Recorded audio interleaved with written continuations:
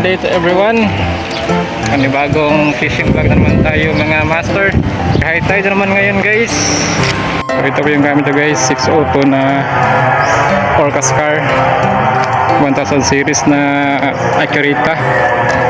At saka may 6 pounds na braid line at saka 12 pounds na fluorocarbon na may 6 grams na silver, 5 grams na silver redhead.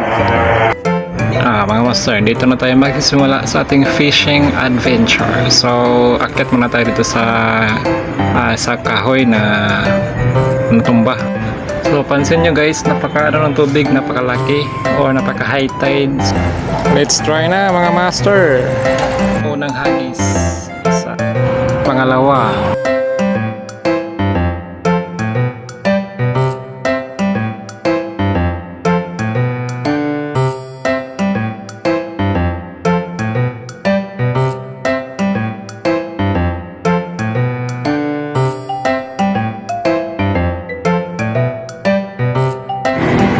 So ayun, walang kumagat guys.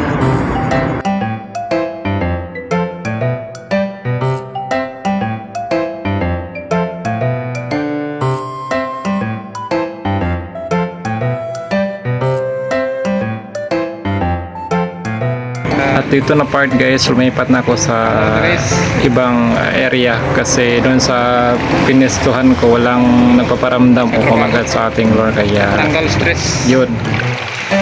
Ayun guys, napaka ng tubig. So yun guys, nabukya ako doon sa spot na pinuntahan ko.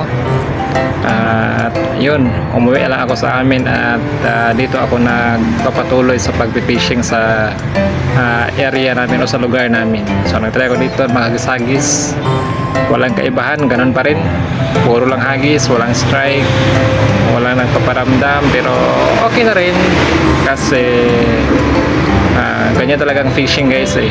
Minsan may huli, minsan wala, pero at least na-enjoy mo yung moment.